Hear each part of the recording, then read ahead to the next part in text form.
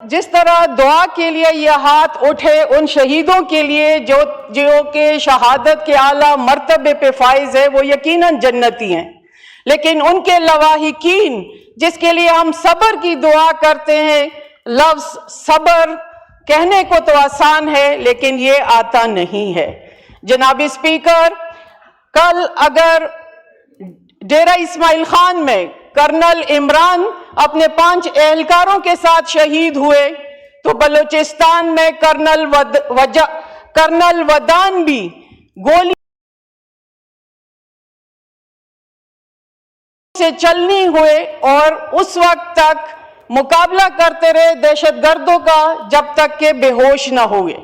जनाब स्पीकर, ये अफवाज Pakistan, FC, levies, police, इन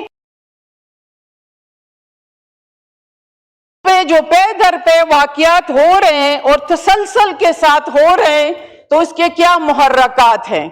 यकीनन इन मुहर्रकात का जायजा यहाँ पे मुझसे पहले जितने भी ऑनरेबल मेंबर्स ने किए निशानदेही की है।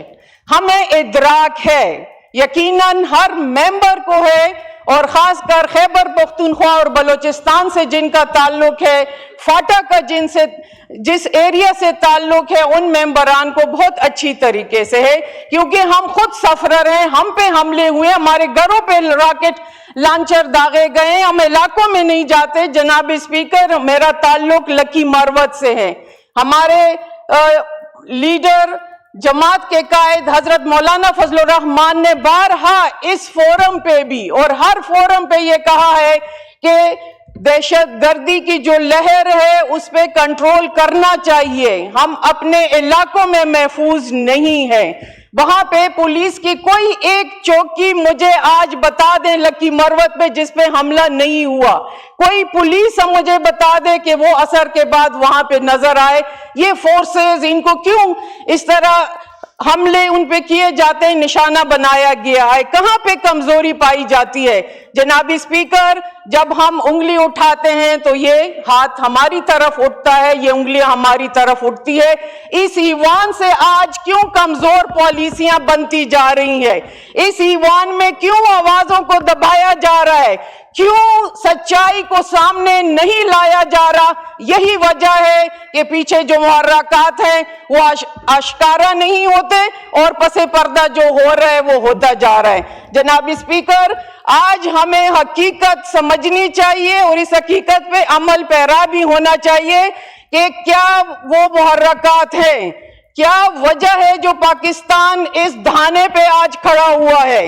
आज जो रेजोल्यूशन, जो मोशन पेश की गई, जो कि मौजूए बहस है कि खैबर पख्तूनख्वा और बलूचिस्तान, ये 2 सूबे क्यों तजर्बागाह बने जा रहे हैं। चाहे अफगान महाजरीन का मसला हो, चाहे दहशतगर्दी का हो, चाहे पोरस बॉर्डर का हो, यही आवाम हमेशा से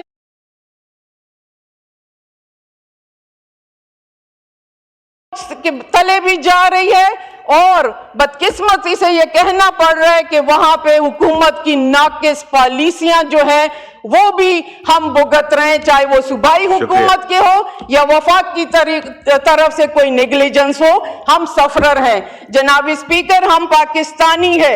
JUI ने किसी भी मकाम पे पाकिस्तान के नाम को नीचे नहीं दिखाया, हमेशा हमने इस अलम को बुलंद किया और करते रहेंगे। हम पाकिस्तानी हैं, रहेंगे और पाकिस्तान पे मर मिटने के लिए हर वक्त तैयार हैं, लेकिन आवाजों को न दबाया जाए, हकीकत को आश्कारा किया जाए।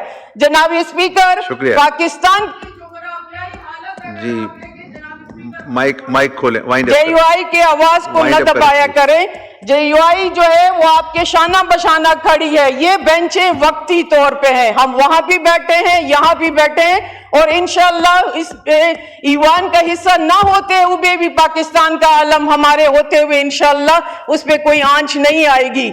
जनाब स्पीकर, पाकिस्तान की जो वाइंड अप करें प्लीज, वाइंड अप करें। देखिए आपको इतना मौका दिया है वाइंड अप करने का।